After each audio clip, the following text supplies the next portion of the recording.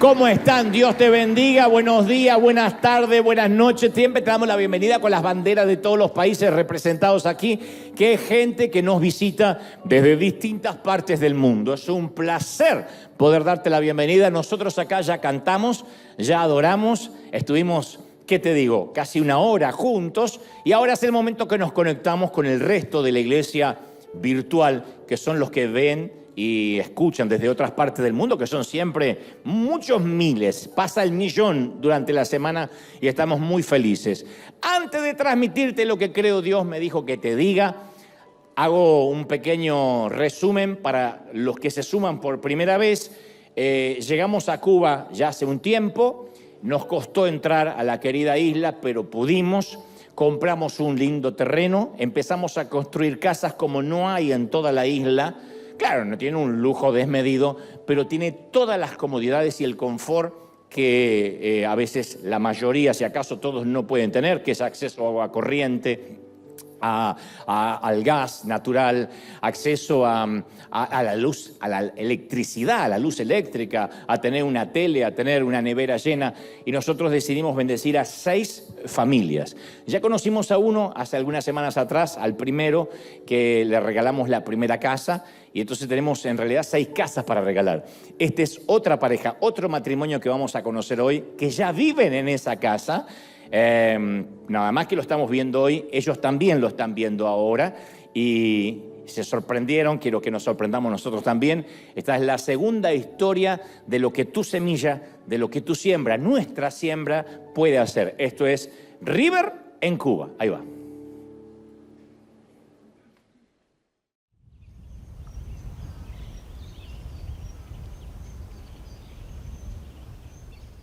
Yo me llamo Lila Núñez Arzuaga y tengo 78 años. Amable León Castillo y tengo 86. ¿Hace cuánto viven en esta casa? 22 años.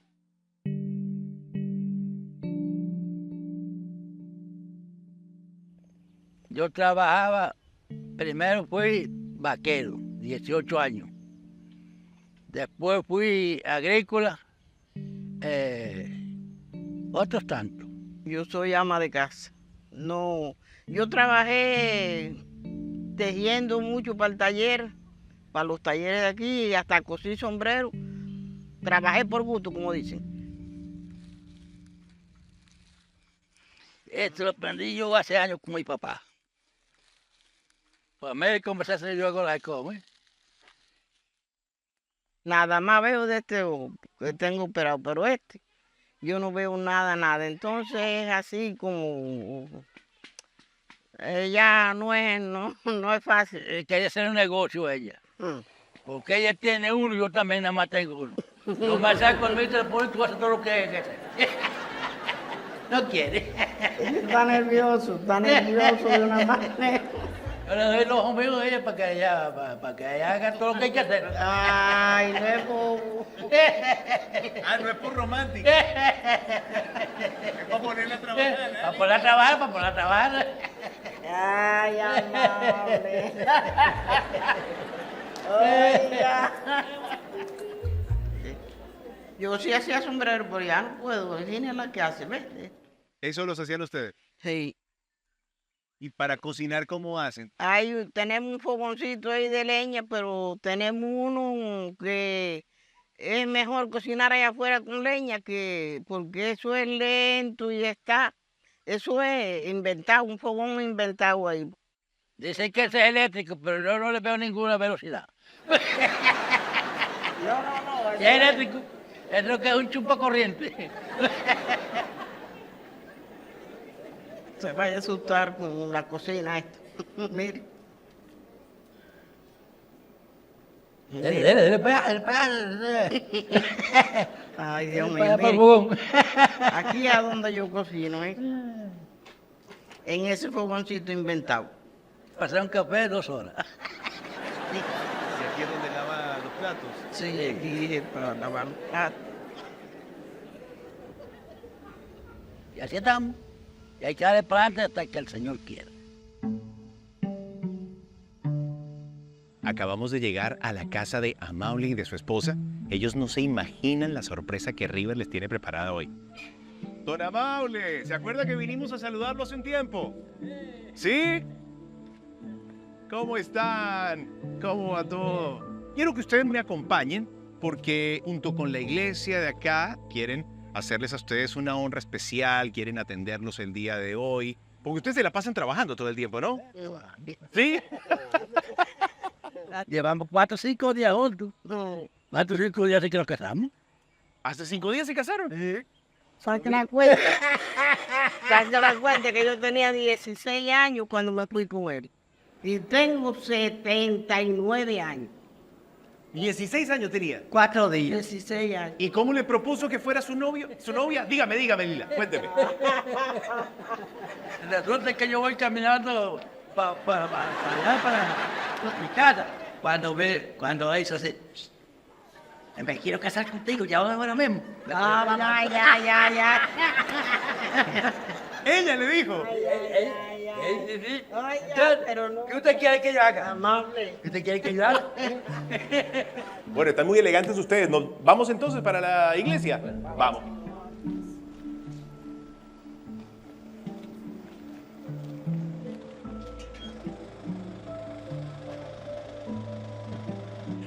Hazme combate.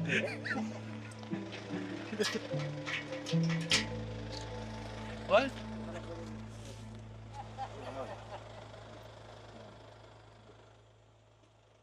¿Cuántos bisnietos tienen? Bisnietos, pues te voy a decir, 9 bisnietos.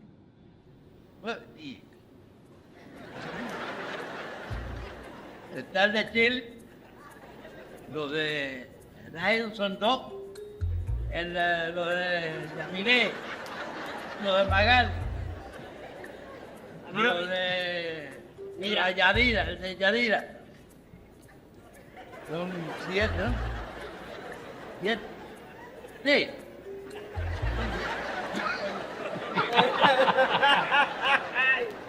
Ay, sí, son 10.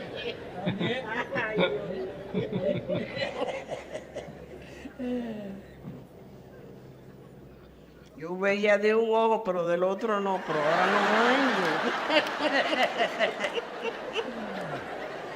veo. Oiga, Señor. ya estamos llegando a la playa. Ay, amor.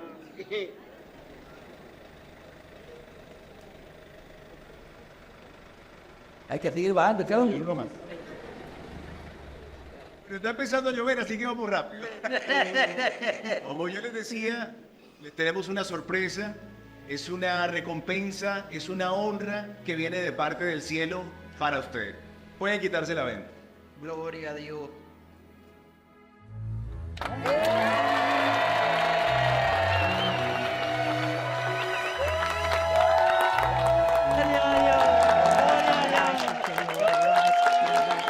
Gloria al Padre, a Dios, al Señor. De parte de Dios, les queremos hacer la entrega de su nueva casa. Gracias, Padre. Gracias, Cristo. Gracias, Espíritu Santo. Dios. Bendito sea por digno de ser. Gracias. ¿A dónde? ¿Ahí o aquí? Gracias. Gracias, Señor, gracias.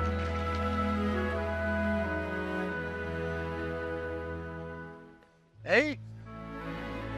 Yo sabré abrir esta puerta porque yo nunca estaba abriendo puertas. Yo no voy a poner el candado en la suya. Gloria a Dios. Gloria al Padre, al Hijo y al Espíritu Santo. Gracias, Señor. Gracias a todos mis hermanos. Gracias. Mira. No te caigas. No te vayas a caer. Qué clase de joya nos han regalado. Que a Dios lo bendiga y que le multiplique. Ya vamos a contar en esto para dormir. Ay, Dios mío, mamá. Vaya, Lila, vas a casar.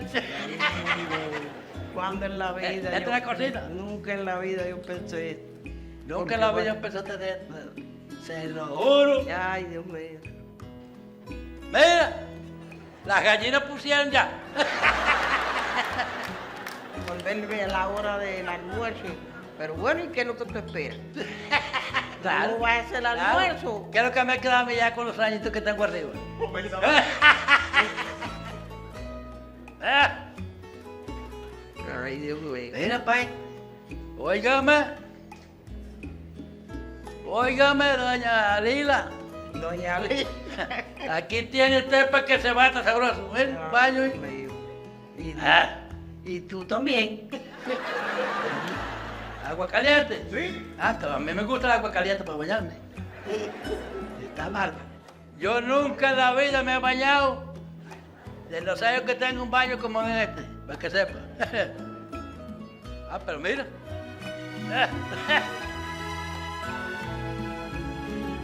Eso es un pedregalo que hay aquí en la mía. Ay, Dios mío. Un señor colchón. Oye. Está bueno, este está está bueno. rico. Está bueno, está bueno. Está bueno. Ya me estrené primero que tú. Bueno, pues yo lo voy a cerrar primero que tú.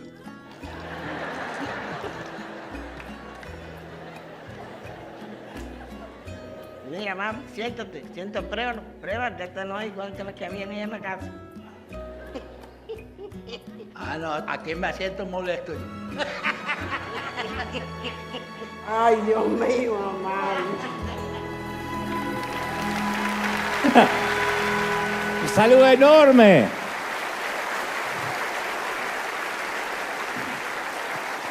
Y nos va a quedar la frase, ay, amable. Creo que eso es tu semilla, eso es lo que puede cambiar la vida a dos ancianos que nunca hubiesen sospechado que la vida les podía cambiar a esa edad. A los 80 y tantos años, un regalo sin nada a cambio, con todo pago, con incluso con lo que en Cuba, insisto, es un lujo, ellos ya lo tienen, y cada vez que ofrendes, o cada vez que vayas a trabajar, cuando mañana vayas a trabajar, si eres parte de los que siembran en River, quiero que sepas que tu esfuerzo, el subirte al freeway, el ir a trabajar, el aguantarte un jefe con mal humor, compañeros que a lo mejor no son los mejores, tiene un fruto, y este es el fruto que hace feliz a gente que no conocemos, pero que tenemos recompensa, ¿sí o no? Por cuanto lo bendecimos por estos pequeñitos. ¿Estamos listos, gente? Digan esto en mí, estoy listo. Muy bien. Yo quisiera pedirte que me prestes toda tu atención. Yo sé que me la prestas siempre, porque este es un mensaje para sincerarnos, para ser brutalmente honestos, que no es lo mismo, digo siempre, que ser honestamente brutos. Eso es otra cosa. Yo necesito contar hoy con vuestra honestidad intelectual y vuestra honestidad espiritual, y para eso quiero que hagamos un trato, que abras la mente en la medida de lo posible, que digas, Señor, ensancha el sitio de mi mente, y yo prometo, por mi parte, abrir mi corazón y transmitirte lo que creo Dios me ha dicho que diga. Esto para los que están aquí, en la iglesia local, a los que ven del otro lado. Y dicho esto, quiero ir al grano, al centro mismo del asunto. Muchos psicólogos a través de los años, de las décadas, han discutido acerca de la teoría que nuestra vida adulta es determinada por nuestros genes. Como que uno no tiene mucho para discutir, no hay mucho que hacer. Fluye, corre por nuestras venas nuestro comportamiento, nuestro carácter. Dicen que tiene que ver con los genes. Otros dicen que no. Afirman que nuestro comportamiento de adulto tiene que ver más con el medio ambiente en el cual crecimos. Lo cierto es que los adultos fuimos moldeados por aquello que vivimos cuando niños, y nuestras fortalezas y debilidades fueron influenciadas por aquel primer entorno, sea una mezcla de genes, una mezcla del contexto, o sea una de las dos cosas. Cuando llegamos a la vida adulta tuvo que ver con nuestra niñez. De manera que todas las disfunciones de nuestra edad adulta también han sido modeladas o influenciadas por nuestra niñez.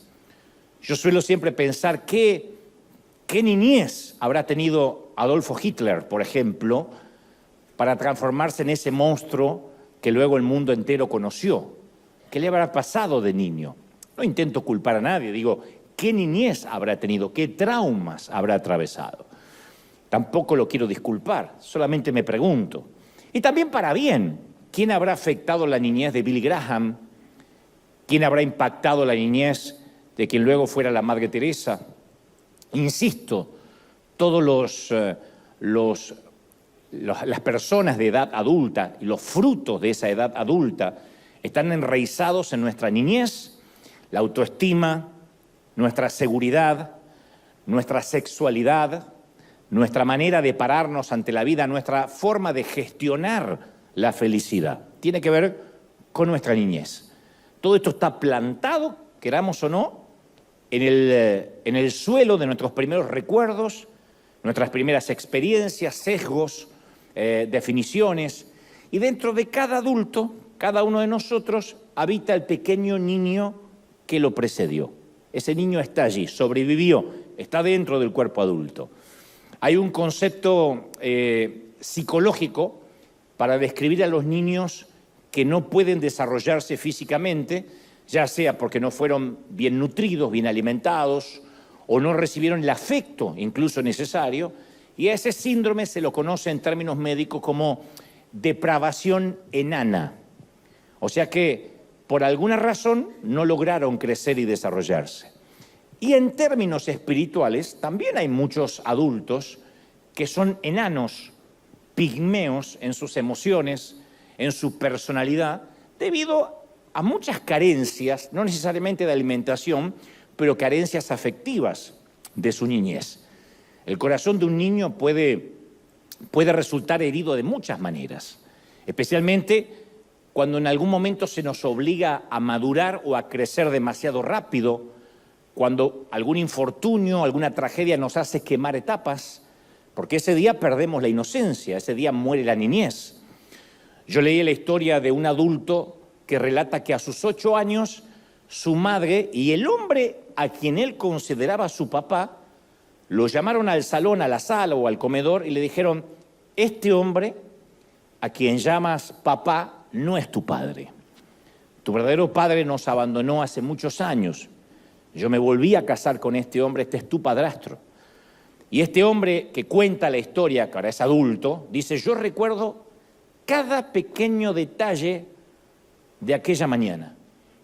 Recuerdo el aroma del café, el color del sofá, el sonido de los pájaros que provenían de una ventana entreabierta, el vestido que mamá llevaba puesto, las galletas que estaban sobre la mesa. Todos los demás recuerdos se me borraron, pero ese día fue como una fotografía mental. Es porque el tiempo se detuvo ahí. Fue el punto de inflexión en mi vida y ese día fue el funeral de mi inocencia. Ese día yo dejé de ser un niño. No es que odiara a mi padrastro, era enterarme que me habían mentido gran parte de mi niñez.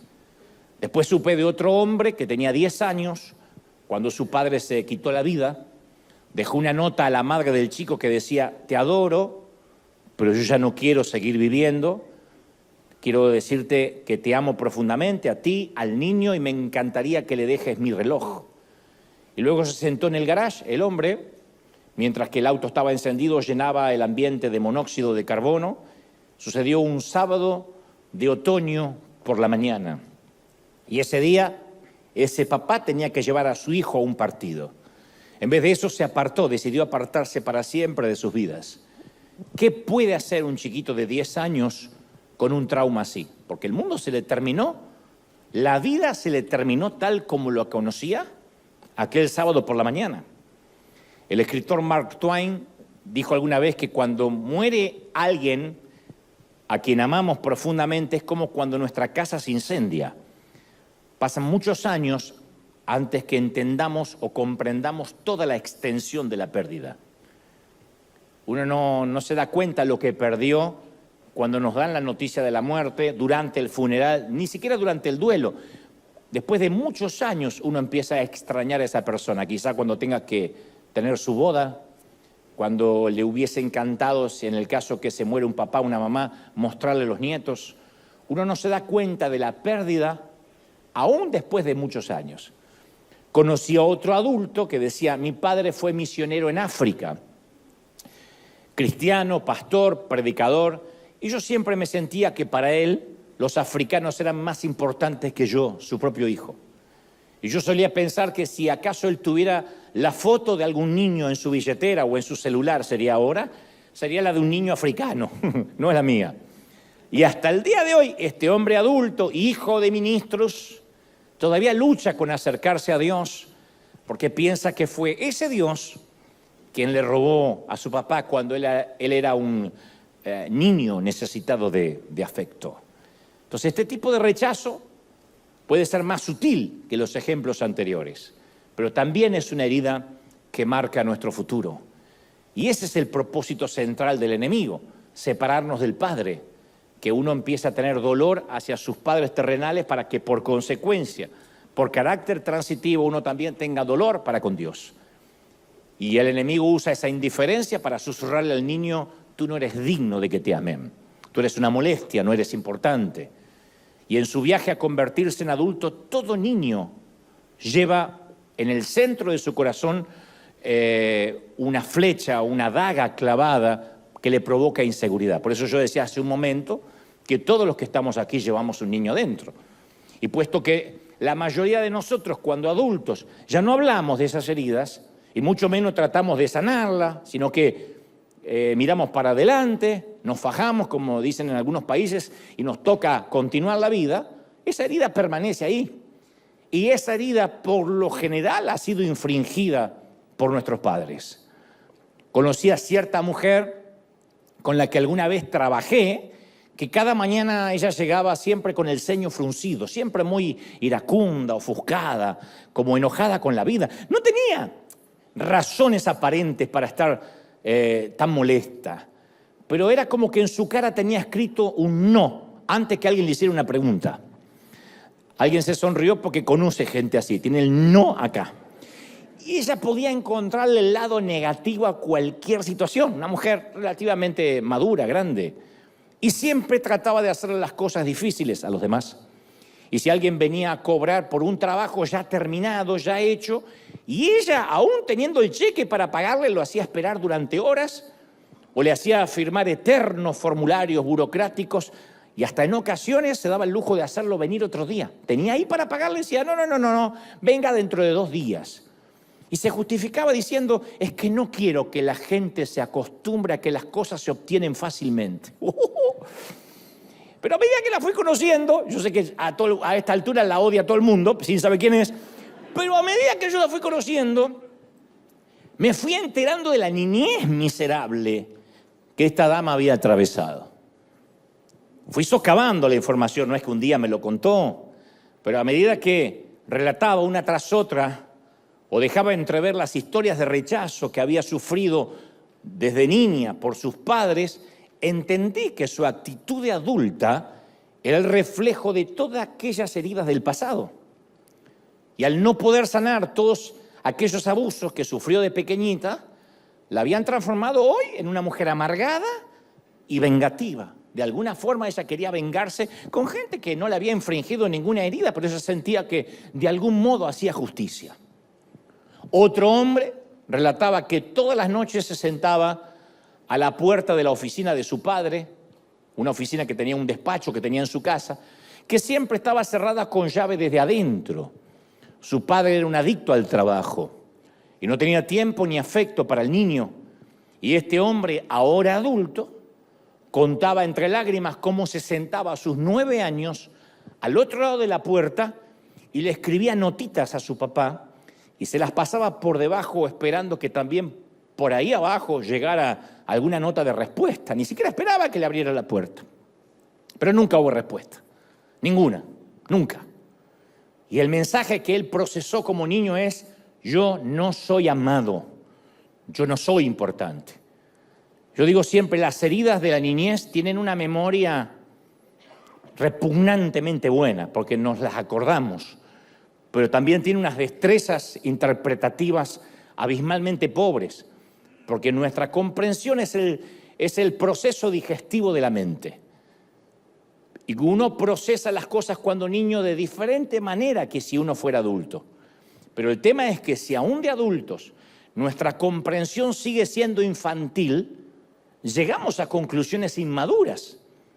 La comprensión infantil, lo que uno le parece que sintió, o la conclusión que sacó cuando teníamos 9 años, 5 años, 7 años, esa comprensión infantil es la más peligrosa de todas, especialmente en un adulto lastimado. Porque llevamos esos conceptos infantiles, esas conclusiones que creímos infantiles, a las relaciones adultas y lastimamos a quienes nos rodean. Porque si de chiquititos sentimos que no fuimos amados, eso es lo que vamos a transmitir. Inseguridad, que nadie nos ama, porque es lo que creímos comprender. A lo mejor fue así, pero a lo mejor es lo que creímos comprender. Este es el más devastador revés contra el alma de un adulto, que aquel niño que alguna vez fuimos fue lastimado. El salmista David escribió en el Salmo 127:3 una nota fascinante respecto de los hijos, de los vástagos. Él dijo: he aquí, herencia de Jehová son los hijos, cosa de estima el fruto del vientre. Y luego agrega y dice: como saetas, como flechas, en manos del valiente, así son los hijos habidos en la juventud. Bienaventurado el hombre. Cuando habla de hombre no habla de género, habla de hombre y de mujer, habla del ser humano. Bienaventurado el hombre que llenó su aljaba de ellos. La aljaba es el sitio donde se colocaban las flechas. Lo habrán visto en alguna película, en alguna ilustración, donde de aquí atrás sacaban las flechas. Ahora, ¿por qué David compararía a los hijos con las flechas? Bueno, a mí se me ocurre que tal vez era una metáfora para definir el potencial de ser lanzados hacia el futuro. O quizás él estaba tratando de decirnos que los niños van donde sus padres los lancemos. Yo fui la saeta de mis padres, la flecha de mis padres. Ellos ya han partido, pero esta flecha sigue elevándose al viento, se mantiene. Yo soy la demostración científica de que ellos alguna vez existieron. Tú eres la demostración científica de que tuviste padre. Te pudieron haber abandonado, pero padres tuviste. Nadie nació clonado, que yo sepa que esté aquí. Entonces, cada adulto es la flecha que alguien más disparó. Pero algunas de esas saetas a veces se parten en la aljaba. Algunas de esas flechas a veces se rompen cuando todavía no fueron lanzadas, cuando no fueron adultos. Algunos los llaman niños maltratados. Algunos dicen, no, son víctimas. Y algunos prefieren llamarlos estadísticas. A mí me gusta llamarlos, no es que me gusta, pero prefiero llamarlos flechas rotas. Porque cuando esas heridas quedan en el corazón, no es que necesitan solo sanidad interior o empoderamiento o repetir 2 o 3 clichés, 3 frases. Necesitan un milagro divino. Cuando uno fue herido de chiquito, necesita un milagro divino. Si nuestro automóvil sufre una falla menor, una rueda pinchada, la podemos llevar a cualquier lado. Hay que salir del paso. Pero si sospechamos que el auto tiene un problema más serio, hay que llevarlo a la agencia donde lo compramos, si es posible, el sitio de la marca del auto. Porque nadie conoce su producto mejor que el fabricante. ¿Es así, sí o no? Y cuando se trata de las heridas de la infancia, no es solo una rueda pinchada. No es algo que podemos decir, bueno, lo resuelvo y ya, al cabo soy adulto. Porque una de las mayores trampas del enemigo es robarnos el interés en esto. Es meternos indiferencia en esto de que no hace falta pensar en qué me pasó, ya pasaron tantos años. La frase que más ama el enemigo es, no hace falta revolver el pasado, ya el Señor hizo todas las cosas nuevas, lo cual es una gran verdad. Hay gente que dice, yo no sé por qué hay predicadores que andan revolviendo el pasado cuando el viejo hombre ya quedó atrás. Y etimológicamente tiene razón. Pero la gente que suele decir esto, ya el viejo hombre quedó atrás. Yo conozco, de hecho, un querido predicador muy legalista que vive condenando a todo el mundo y de tanto en tanto cuenta como su padre lo molía a golpes cuando era un niño. Así como la secretaria o esta persona que yo conocí, que de tanto en tanto se le escapaba su niñez traumática. Cuando veas a alguien que lastima, que castiga, que es intransigente, hipertérrito, te vas a dar cuenta que es un niño asustado, lastimado, que no pudo sanar. Entonces, aun cuando el Señor hace todas las cosas nuevas, si no permitimos que Dios sane nuestras heridas, vamos a seguir lastimando a otros. Entonces, convengamos que olvidar no es adquirir amnesia. Significa permitir que el Señor quite lo infectado y que la herida se sane, como cuando pica una avispa y hay que quitar el aguijón. Si no quitamos el aguijón, va a seguir doliendo. Una vez que sacamos el aguijón de la avispa, la sanidad es inevitable. Y hoy es un día en que vamos a quitar el aguijón. ¿Estamos de acuerdo, sí o no? Hoy no vamos a quitarlo nosotros, vamos a permitir que el Señor lo quite, ¿sí? Ahora, la vida me ha enseñado que la madre de cualquier milagro es la compasión. El padre de un milagro siempre es el Señor, pero la madre es la compasión. El poder de sanar está en el poder de amar a esa persona. Podemos construir los templos más bonitos, los arenas más sofisticados, los podemos decorar con luces, con la más fina tapicería, con adornos, pero si las flechas rotas no encuentran amor dentro de estas paredes, aun cuando aceptan a Cristo, solo van a ser adultos heridos fingiendo estar sanos. Esa es la gran contradicción de la iglesia, que apenas nos entregamos al Señor, lo primero que hacemos es empezamos a fingir. Llegamos al Señor diciendo, Señor, necesito de Cristo, y apenas aceptamos a Cristo, ¿cómo está? Hermano bendecido, victoria, aleluya, la gloria del Señor, el Cordero Inmaculado que redime la complicidad de la carne. Empezamos a fingir. Porque si confesamos que aún arrastramos heridas de nuestra infancia, nos acusan de no haber aceptado la gracia de Dios. Uno dice, sí, yo acepté a Cristo, soy nueva criatura, pero aún así sigo siendo el hijo de mi papá y de mi mamá. Aún así, la orfandad o el sentimiento de soledad viaja conmigo. El Señor me perdonó, las cosas son hechas nuevas, pero no tengo amnesia. Y debido a veces a esa asfixiante necesidad de mostrar una imagen de santidad, de que el otro no nos juzgue, dentro de la iglesia digo, hasta nos da pena pedir oración. Generalmente pedimos oración, Señor, que Dios me envíe a las multitudes, que Dios me envíe al África, pero muy raro que digamos, yo pido oración porque vivo malhumorado y creo que tiene que ver porque cuando niño no me sentí amado y ahora que tengo 50 años tampoco puedo amar. Nadie dice eso. Es el miedo a no estar a la altura de las expectativas de los demás, a no parecer santo, a no parecer espiritual. Y ese falso yo, esa suerte de impostor, nace cuando en la infancia no nos sentimos amados, cuando fuimos rechazados, cuando fuimos abandonados. Entonces, cuando llegamos al Señor con toda esa carga, con todos esos traumas, en lugar de darnos cuenta que ahora podemos empezar el proceso de sanidad, enseguida levantamos otro falso yo y sostenemos a un nuevo impostor que ahora trata de encontrar su identidad haciendo para el Señor, simplemente, en lugar de estar simplemente estando con el Señor. Por esa razón nuestra iglesia está llena de gente que si sienten que no están sirviendo a Dios, sienten que no tienen valor, que ya Dios no los ama, porque no sirven. Por eso en mi tiempo, cuando alguien pecaba en mi iglesia, se lo sentaba un tiempo. O sea, ya no puedes servir porque ahora estás infectado. Yo tocaba la batería de la iglesia y cuando le faltaba el respeto a mi mamá y mi mamá alcahueta iba y le contaba al pastor, el pastor me decía, Dante, a sentarte. No, pero a sentarse.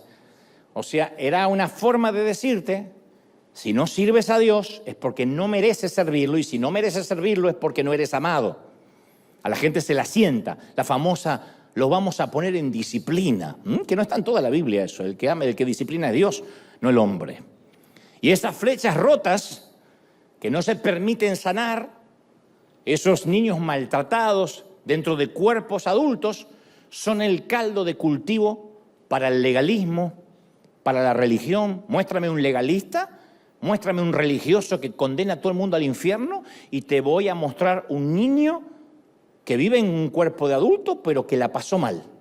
Son adultos heridos que necesitan herir, como esta gente que te conté, porque es el único lenguaje que conocen. El herido hiere, el que sangra salpica, siempre es así.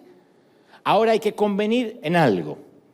Todo adulto tiene una herida, Porque hay uno que me está mirando como diciendo, me equivoqué de servicio, justo yo que estoy súper sano. Todo adulto tiene una herida. Yo no conozco a uno que no tenga una. Y el que dice que no, es un hipócrita con heridas que no lo quiere reconocer. Entonces, no importa cuán buena pudo habernos parecido nuestra niñez, no importa cuán maravillosos pudieron haber sido nuestros padres, te aseguro que no fueron perfectos. Tu madre es una hija de Eva. ¿Qué pensaron que iba a decir?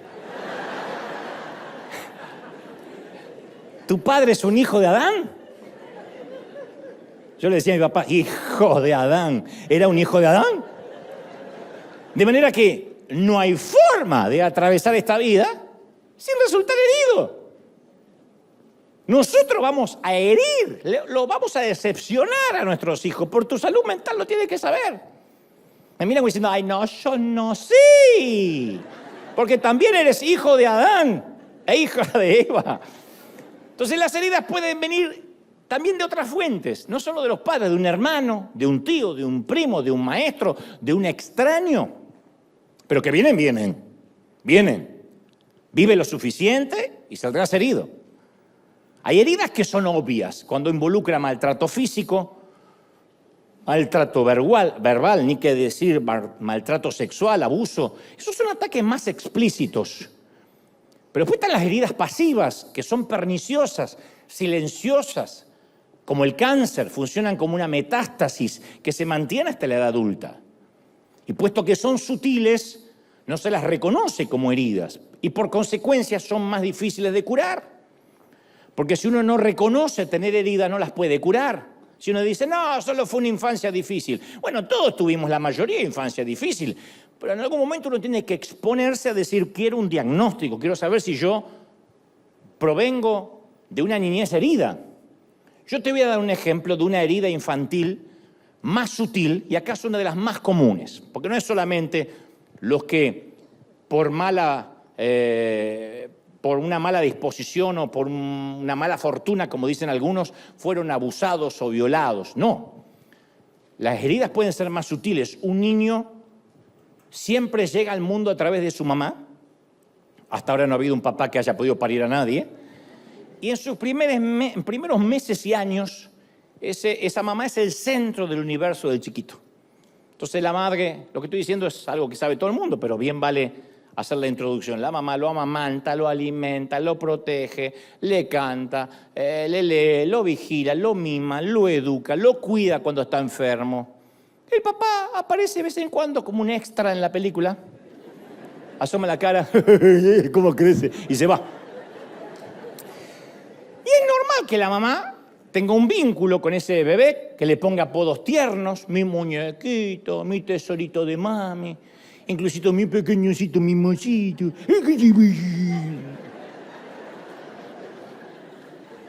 Y el nene dice, nací en una casa de retrasados mentales, ¿por qué me hablan así?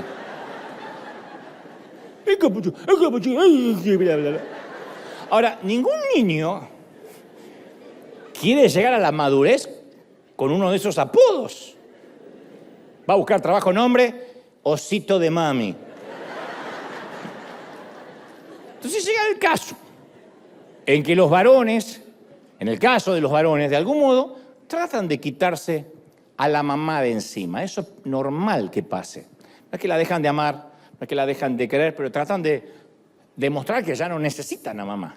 Cuando le dicen a mamá, no vengas a buscarme, no te atrevas a llevarme al colegio, yo voy solo. Es un momento muy difícil en la vida de una madre, es parte de la tristeza de Eva también, eso de dejar ir, de ser reemplazada. Y muy pocas madres lo logran comprender como algo orgánico, como algo natural, como un designio de Dios. Pero porque la feminidad no puede conferir masculinidad. La feminidad, por mucho que quiera y ame, no puede conferir masculinidad. Mi mamá me llamaba Dantecito y funcionaba cuando yo era pequeñito. Pero cuando ya fui adolescente, mi papá me decía, compañero, venga, compañero. Y eso a mí me gustaba más que Dantecito. Yo tenía terror de que mi mamá me fuera a buscar al colegio y me dijera, ¡Dantecito! Porque me quedaba la marca de la bestia para siempre.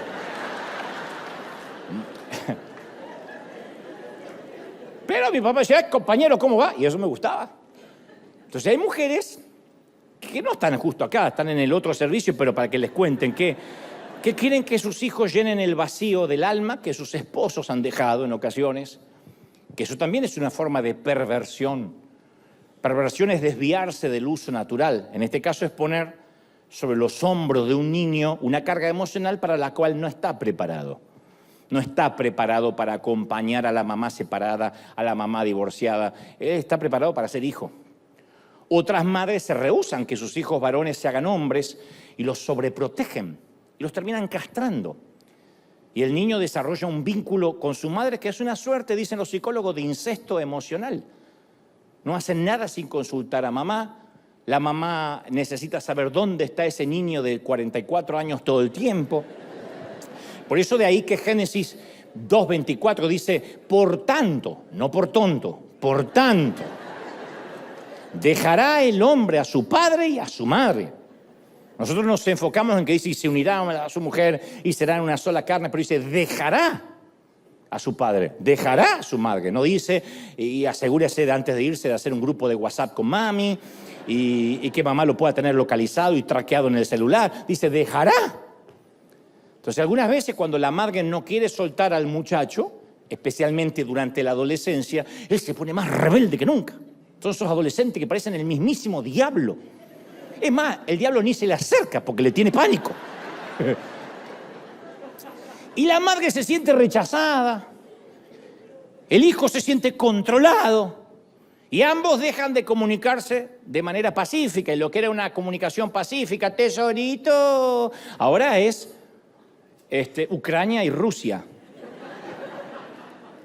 A mí me ha tocado conocer a muchos hombres adultos que están resentidos con sus madres, ni siquiera las llaman y no pueden explicar por qué.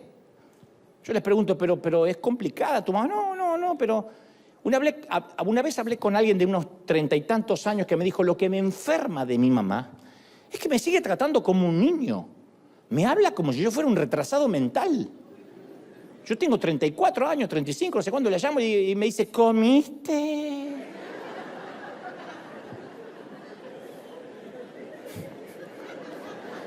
O sea, de alguna manera, la relación con su madre lo hacía sentir que subestimaba su masculinidad.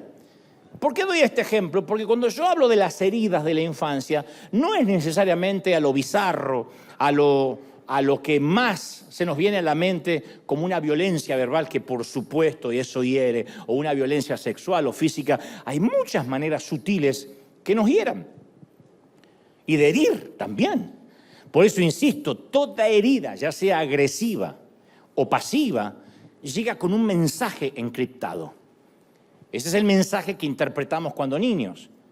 Nuestra reacción a lo que entendamos de ese mensaje va a determinar nuestra personalidad y nuestra manera de afrontar la vida. Uno de los ejemplos que yo te conté es el chiquito que le pasaba notitas al papá por debajo de la puerta. Lo más probable es que el papá estaba pendiente de la computadora y nunca vio las notitas. Lo más probable es que no es que el papá no lo amaba, creo. Quizás estaba metido con un tema en el banco, con problemas financieros, pero el niño, a sus 9 años, interpretó, no soy amado. Ese es el mensaje encriptado que le quedó. De allí surge el falso yo adulto. Entonces la mayoría de los adultos en algún momento vivimos bajo ese falso yo, o sea, un fingimiento que está directamente relacionado con aquella herida de la niñez. Y la herida llega, y cuando llega, lo hace con un mensaje, insisto. Como interpretemos ese mensaje, siendo niños, cómo vamos a escoger vivir nuestra vida adulta. Algunos construyen un caparazón, dice, a mí no me lastima más nadie. Este desgraciado me quiso lastimar, esta me quiso lastimar, a mí no me va a lastimar más nadie. Se vuelven duros, malhumorados, vengativos como la mujer esta que te conté. No se dan cuenta que están tomando venganza, porque es el inconsciente que los hace manifestarse así. Pero construyeron un caparazón para que nadie los hiera. Y realmente lo logran, no los pueden herir más. Pero el caparazón también les impide amar. Y les impide que los amen. Otros se van al otro extremo del espectro, en las antípodas. Se hunden y se vuelven pasivos, timoratos, pusilánimes, porque como nadie los amó, van por la vida mendigando amor y todo el mundo los estafa y todo el mundo los pasa por arriba. O a veces es la mezcla de uno y del otro. Y esto se nota mucho durante la adolescencia. Algunos adolescentes se dejan los únicos 3 pelos en la barba que le crecen, se llenan de tatuaje, se ponen aretes, se pintan de negro para enviarnos un mensaje: no te me acerques, soy muy dark y peligroso. Y me los ve a los mocosos: oh, soy muy peligroso. Lo que está pidiendo a gritos es un poco de amor, de aceptación. Y después está el otro tipo de adolescente que se va al otro espectro, que todo su lenguaje corporal, toda su vestimenta es exactamente lo contrario. Sigo siendo un niño, yo sé que tengo 18 años, pero no me exija. Quiero jugar con mis jueguitos. Y uno dice: ¿cuándo va a madurar? No quiere madurar, porque no quiere que le exijan nada, no quiere responsabilidades. Entonces, en el centro de todo hay una profunda inseguridad y heridas que, si no son sanadas, lo van a seguir por el resto de la vida. Hayan tomado la postura que hayan tomado. Cuando yo era niño, mi falso yo nació como una defensa contra el abandono, con sentirme solito. Como mi mamá vivía en el hospital haciéndose quimioterapia, papá siempre estaba borracho o en la carpintería, yo pasé mucho tiempo de mis primeros 6, 7 años de vida muy solo. Entonces algo me dijo dentro de mí: Dante, nunca más, cuando ya tenía 7, 8, 9, 10, Dante, nunca más seas tú mismo, porque a nadie le gusta como eres. ¿No ves que te dejaron solo? Invéntate un nuevo ser, un avatar, que todo el mundo admire y nadie va a saber quién realmente eres. Así que me convertí en un buen chico, cortés, bien educado, discreto, culto, atento, caballero, respetuoso y argentino. ¡Ja! Leí mucho, dibujé mucho, pero me sentía acosado todo el tiempo con el terror del abandono y la sensación de que no había nadie ahí para mí, que no me amaban. Entonces aprendí que dibujando me daban ese reconocimiento y la aprobación que yo siempre buscaba con desesperación. Y me construí un blindaje que cubrió mis emociones. Y mientras tanto el impostor se presentaba de manera pública, ese mi otro yo, y mostraba que yo era alguien que no le interesaba ni el cariño, ni el afecto, que estaba más allá del bien y del mal. Y ese gran divorcio entre mi cabeza y mi corazón perduró hasta los primeros años de cristiano y de ministerio. Porque convertirse en cristiano no necesariamente arregla las cosas de manera mágica. Mis flechas rotas estaban profundamente alojadas en las profundidades de mi corazón y no me permitían sanar. Así que yo me las arreglé para ocultar esa falencia, esa necesidad. Y como suelo decir, las heridas tapadas nunca curan. El apóstol Pablo le escribe a la iglesia de Éfeso y en Efesios 5:12 dice: las cosas que se hacen en secreto son aquellas que avergüenzan a las personas aún al mencionarlas. Pero cualquier cosa, dice Pablo, que es expuesta a la luz, será iluminada, y lo que es iluminado se convierte en luz. No se pierdan esto. Cualquier cosa que sale a la luz es iluminado. Parece algo infantil. Pero lo que es iluminado refleja también luz. Entonces Dios no solo quiere perdonar nuestros hechos vergonzosos, sino que incluso quiere convertir nuestra oscuridad en luz para otros. Y a veces en un vano intento de no querer resolver nuestro pasado, privamos a los demás de nuestro don de sanidad. No podemos sanar cuando estamos heridos. Si ocultamos nuestras heridas por miedo, por vergüenza, nuestra oscuridad interior no puede ser ni iluminada y mucho menos convertirse en luz para los demás. ¿Cómo un adulto herido desde niño va a sanar a otro adulto? Por eso hay tantos predicadores dando palos y mandando gente al infierno, porque la mayoría son niños heridos. Creen que Dios es como el padre o el padre que no tuvieron.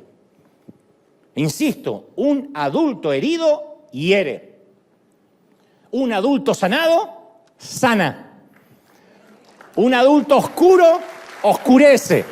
Un adulto iluminado, ilumina. Alguien tiene que decir: quiero ser de esos últimos, ¿o no? Ahora, Dios no desea que nuestra historia termine así. Bueno, Él es una flecha rota. Entonces, uno tiene que recordar que Jesús, cuando enseñó acerca del corazón del Padre en la parábola del Hijo Pródigo, allá en Lucas 15:20, dice, todavía estaba lejos el Hijo perdido, el pródigo. Cuando su padre lo vio, se compadeció de él. Salió corriendo el papá, fue a su encuentro, lo abrazó y lo besó. Y no eran besuqueros como los argentinos. No. Era Medio Oriente, no acostumbraban a besar, pero fue tanta la compasión que lo abrazó y lo besó. Dios siempre vendrá en busca del niño, no importa lo viejo que seamos.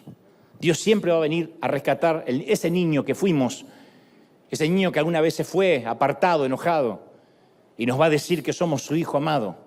Hay un pasaje magnífico en Jeremías 31:20 que dice, Efraín es para mí mi hijo amado, es el hijo que más quiero. Yo creo que no hay otro pasaje tan tierno en las Escrituras como eso, es el hijo que más quiero. Aun cuando lo reprendo, cuando lo reto, no dejo de acordarme de él y mi corazón se conmueve por él y tengo una gran compasión cada vez que lo veo. A mí me gusta reemplazar Efraín por Dante. Y puedes reemplazar Efraín por tu nombre, pero a mí me gusta Dante. Para mí es mi hijo amado. Es el hijo que más quiero. Tomá, pongan su nombre. Aun cuando lo reto, cuando lo reprendo, no dejo de acordarme nunca de él. Mi corazón se conmueve cuando lo veo y tengo una gran compasión. Cuando mi estima quiere dañarse, cuando quiero recordar viejas heridas, yo digo, el Señor dice que soy su hijo más amado, que se compadece, que le encanta verme, sana todas las heridas. Entonces, Dios trae ese amor y esa sanidad al huérfano de nuestro interior.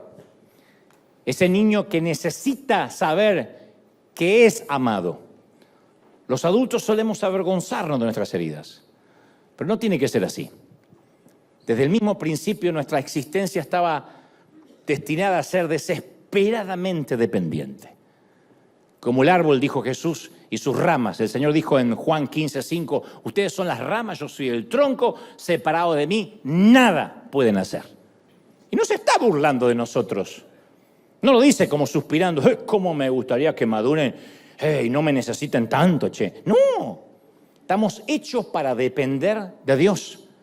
Y nada en nosotros funciona bien sin esa unión con Cristo.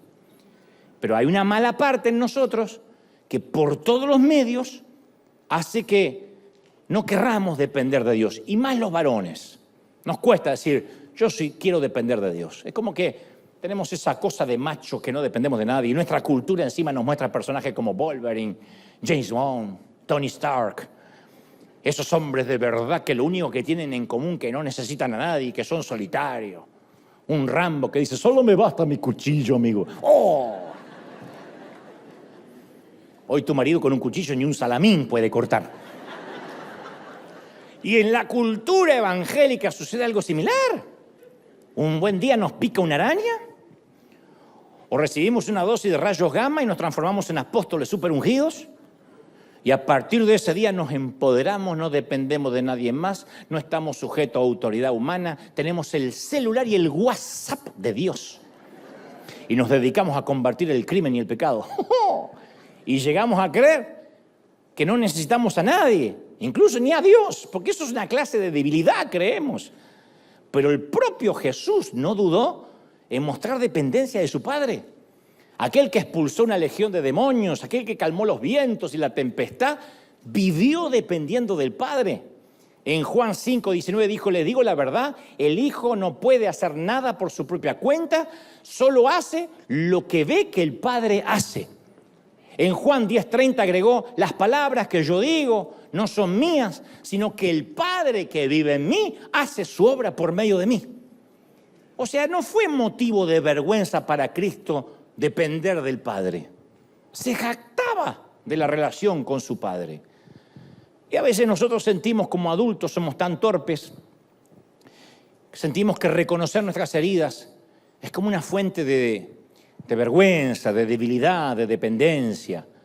Y nos comportamos a veces como esas familias que tapan todo. Yo provengo de una familia así. Mi familia era, el segundo apellido era Gebel, tapar todo. O tapar todo Gebel. La manera de pedir perdón de nuestra familia es no volver a tocar el tema difícil. Esa es la manera de pedir perdón. Nadie se pedía perdón. Perdón porque ayer te quise matar, hermano. Eso no había. Te levantaba a la mañana y decías, buen día. Eso era el pedido perdón. Si el otro te decía, buen día, ya está todo perdonado. La manera de pedir perdón era no hablar del tema. Nosotros no sabíamos que hablar quita dudas, hablar evita sobrepensar, que hablar siempre sana. Entonces no se fomentaba en mi casa un ambiente en donde existía la confianza para comunicarnos libremente. Era más fácil tapar los conflictos y hacer de cuenta que todo estaba bien. Entonces mamá tenía temas de los cuales nos prohibía explícitamente hablar. Mi mamá era Maduro y Fidel Castro reencarnado en una mujer.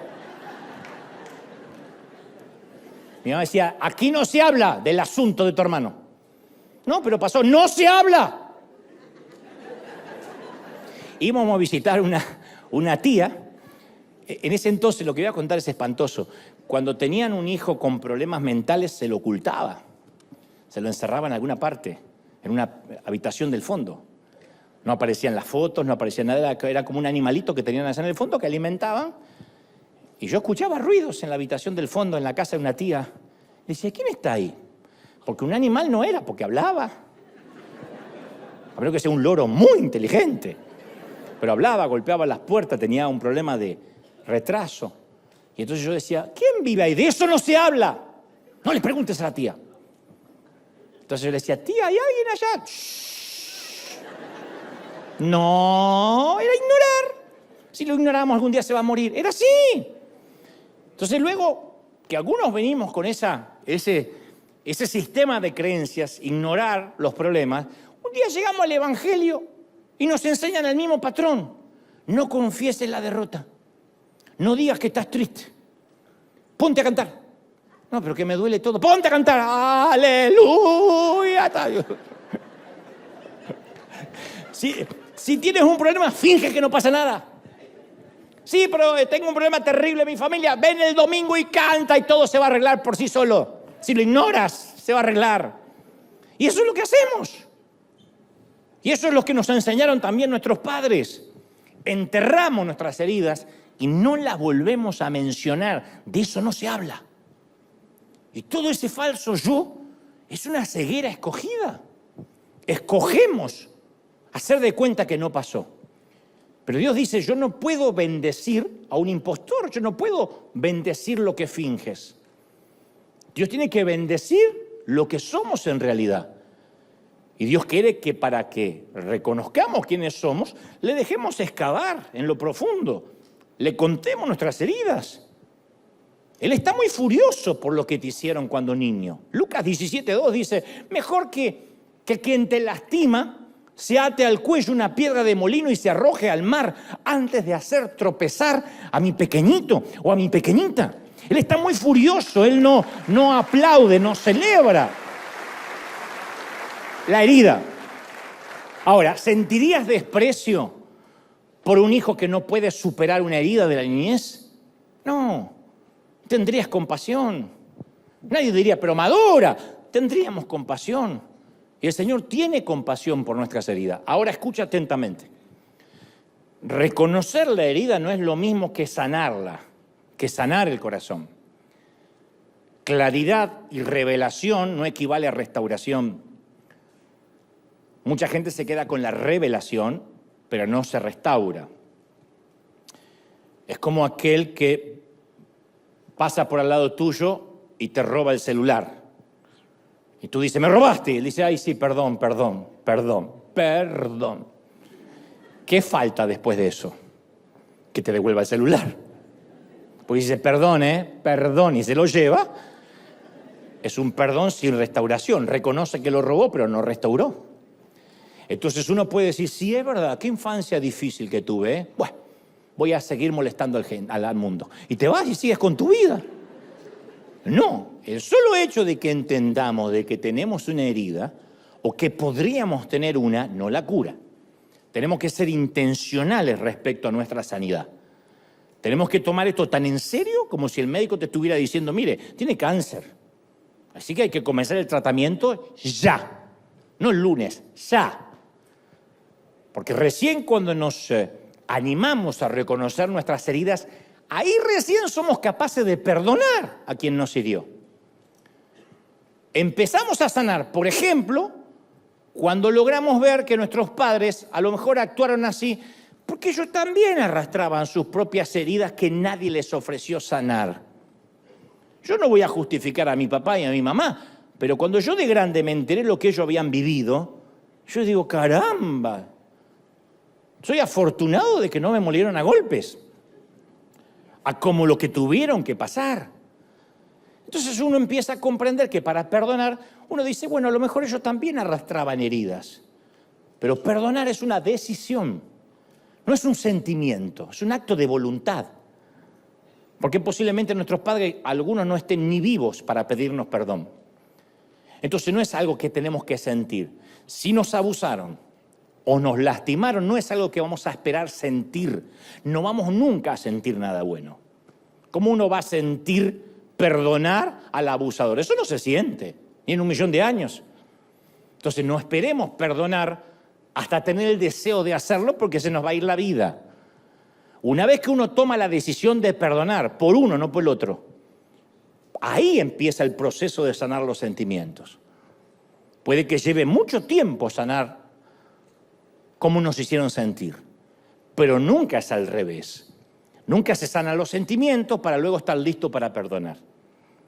Cuando yo ya no tenga más dolor, voy a perdonar. No va a pasar nunca, porque la herida va a estar ahí siempre. Uno decide perdonar para que el dolor empiece a amainar, empiece a irse. Y quiero que entendamos esto, como dije antes, es muy necesario no ignorar las heridas. Hay toda una teología evangélica de decir, lo pasado quedó atrás, no lo piense más, pero la gente sigue arrastrando las heridas y fingiendo. Yo creo que está buenísimo revolver lo que estaba tapado, sacar el apósito y ver que había una herida pútrida debajo. Porque si uno no saca a relucir la herida de nuestra niñez, si uno no visita el núcleo emocional de nuestra vida, nuestro perdón siempre va a estar incompleto. En primera instancia tenemos que reconocer, número uno, que la herida existe. Número uno, la herida existe. Por más que digamos, no, es que ya no me duele tanto, la herida existe. Número dos, hay que reconocer que fue importante. Tal vez era una pavada, pero como niño fue importante. Como lo interpretaste, fue importante. Y número tres, que todavía duele. Hay una herida, fue importante y duele. Sin esto no se puede empezar un tratamiento de perdón. Sin esto vamos a seguir hiriendo gente. Sí, tuve una herida. Sí, fue importante y todavía duele. Y cuando hablo de importante, di todos los ejemplos, todo el espectro. No hace falta que necesariamente haya sido un abuso, una violación. A veces puede ser un destrato, una indiferencia, un ninguneo, se dice en algunos países. Pero sí, para mí fue importante. Entonces recién puede empezar el proceso de perdonar. Pero si decimos, no, yo ya lo superé, para mí no fue importante, yo casi me olvidé, ya ni me acuerdo, eso decía mi papá. Mi papá era un maltratador con sus hijos, con sus nietos, no podía demostrar afecto, pero cuando uno le decía, papá, ¿sufriste de chico? No, yo ya ni me acuerdo. Al no reconocer la herida no iba a sanar nunca. Nunca podía perdonar porque no la reconocía. Y si decimos por el contrario, bueno, es que yo me lo merecía. De alguna forma yo no fui un buen hijo. Yo estuve parte de la culpa. Eso tampoco hace que uno pueda perdonar. Porque si uno distribuye la culpa, tampoco va a poder entregar un perdón completo.